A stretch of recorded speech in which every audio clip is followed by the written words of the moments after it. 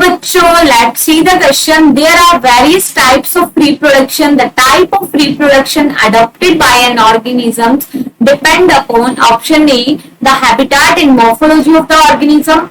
Option B, morphology of the organism. Option C, morphology and physiology of the organism. And option D, the organism's habitat, physiology and genetic makeup. देखो, हमें बोला है कि कोई भी organism है उसके अंदर डिफरेंट टाइप का रिप्रोडक्शन मेथड्स प्रेजेंट होती हैं, ठीक है। और ये जो ऑर्गेनिज्म है उसने डिफरेंट टाइप के रिप्रोडक्टिव मेथड्स जो अडेप्ट कर रखे हैं, उसके पीछे का रीजन क्या है।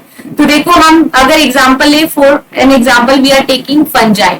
फंजाई के अंदर हम देखते हैं कि इसमें वेजिटेटिव प्रोपोगेशन भी प्रेजेंट होता है, इसमें एसेक्सुअल रिप्रोडक्शन भी देखने को मिलता है और इसमें सेक्सुअल रिप्रोडक्शन भी देखने को मिलता है, ठीक है। तो कोई भी ऑर्गेनिज्म है उसके अंदर mode of reproduction different type का हो सकता है। ये डिपेंड करता है कि उस ऑर्गेनिज्म का हैबिटेट क्या है, वो किस एनवायरमेंट में रह रहा है, वहां का कितना टेम्परेचर, प्रेशर, वहां की एसिडिक नेचर कैसा है। These all factor affect the reproductive method of an organism, ठीक है। तो हैबिटेट बिल्कुल डिपेंड करता है।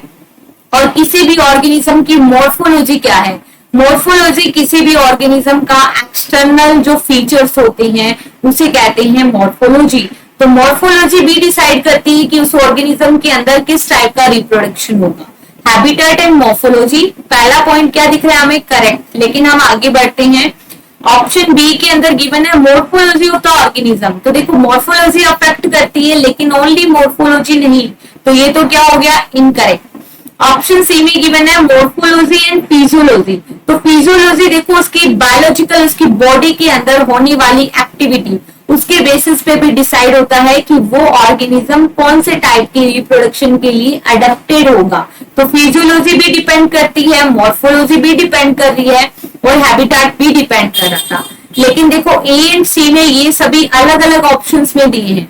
अगर हम बात करें डी ऑप्शन की, तो हमें इसमें हैबिटेट भी गिवन है, फिजियोलॉजी भी गिवन है, मॉर्फोलॉजी गिवन नहीं है, ठीक है। बट यहाँ पे जेनेटिक मेकअप गिवन है, तो मोस्ट एप्रोप्रिएट आंसर क्या जाएगा, ऑप्शन डी, ठीक है। जेनेटिक मेकअप क्या है, उस ऑर्गेनिज्म के अंदर कौन से टाइप का जेनेटिक मटेरियल प्रेजेंट है, क्या वो एनवायरमेंट के लिए रजिस्ट है या उसके अंदर म्यूटेशन हो रहा है। तो ये सभी फैक्टर्स उस ऑर्गेनिज्म के अंदर रिप्रोडक्टिव मेथड को डिसाइड करेंगे। So here correct answer is option D. Best of luck.